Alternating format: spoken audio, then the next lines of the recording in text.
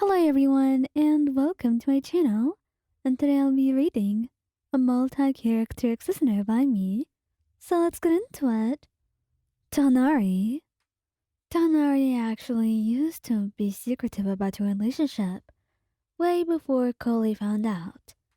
He just wanted things to be slower, and he wanted to take his time with you before introducing the two of you to each other, since Collei was like a daughter to him, and he wanted to make sure she will accept you and make sure the change is gradual.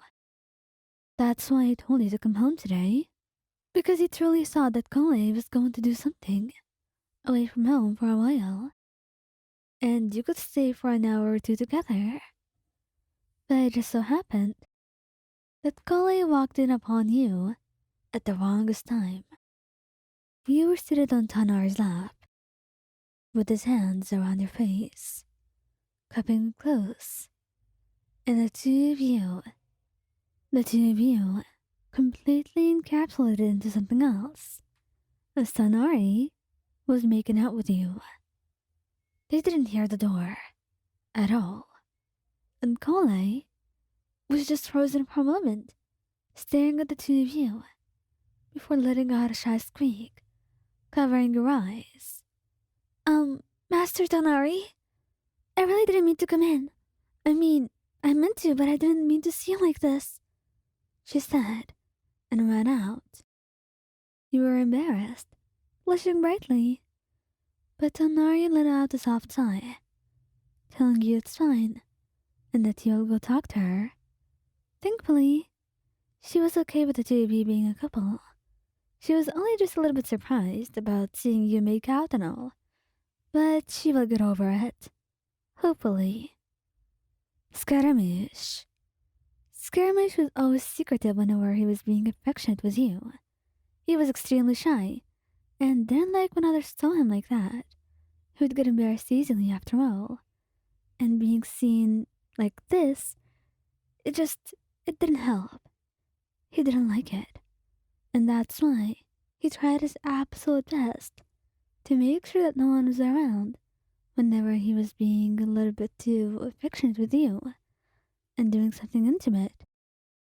Something like what he was doing now, with you pinned against the wall, while he made out with you. You were even letting out noises. But Scaramouche was warning you, telling you to keep it quiet.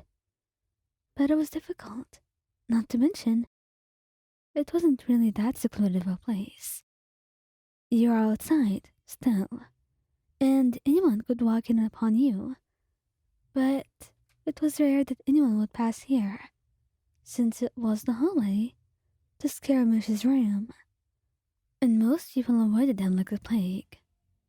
So that's why he didn't expect a fatuous in the hallway, and he only knew when they dropped their stack of books. They immediately knelt down, bawling. Lord Scaramouche, I didn't mean to see you. I apologize. Truly. I am desperate for your forgiveness. They kept going on and on. Scaramouche was beyond embarrassed, but thankfully before he could say anything, and caused this fatuous further despair, and actually hurt them, he told them to go away and act like they never saw this happen. And he took Scaramouche to his room, hugging him tightly and trying to get his mind off of this. Cyno. Cyno didn't expect to see you outside of his office, and that is when he took you in, telling you that he's been wanting you for a while. And when you ask him, he just says that he's been missing you very dearly, and he only wants to have you in his arms for a little bit. Can you blame him? All he wants is to be by your side and to love you. So of course, you tell him that it's fine, and let him wrap his arms around you, hug you tightly, and show you all the love. You didn't think that it would end up with you on his desk, and him pinning you down and making out with you. Say now, do we really have to do this here? anyone could come in. They won't. There's no reason for you to worry so much. That's what he said. But a couple minutes later, someone had just walked in on his office and pushed the criminal in. The criminal and Cyno's assistant just happened to walk in on you making out. And the two of you are red-faced, trying to just come up with an excuse.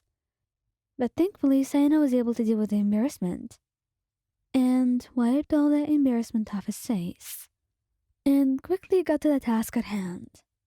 He would better ignore this. If he just acted like he was embarrassed, it would be way harder to intimidate his enemy. So he immediately just ignored it and got on with what he had to do. Albedo and you were really into this. Nothing could stop you two. And Albedo was extremely affectionate as well, so it was kind of fun. And knowing that Klee was going to spend some time with Kea, he knew it was time for you to have some fun at home. It was difficult after all. Klee was a very curious child, and it was hard to hide things from her. So getting those type of moments was usually rare when she was around. And that's why Albedo even lit up the candles, turned off the lights, and that's how the two of you ended up making out on the couch. And totally unexpected, the guest that was about to show up. Because all of a sudden, Kea, carrying Klee in his arm, had just come in. And the two of them were frozen. He had immediately covered Klee's eyes, blushing brightly as he coughed to announce his presence. He seemed to be getting a little bit excited. Well, I wasn't able to actually take care of her. Something came up. I'm sorry, Albedo, he said, trying not to comment on the fact that the two of you were just caught making out, or that he saw this happen. But the two of you were embarrassed anyway. Nothing could fix that. You were a blushing mess. But meanwhile, Albedo was blushing too. But he had that look about him, that smug one, that he wanted so badly to wipe off his face.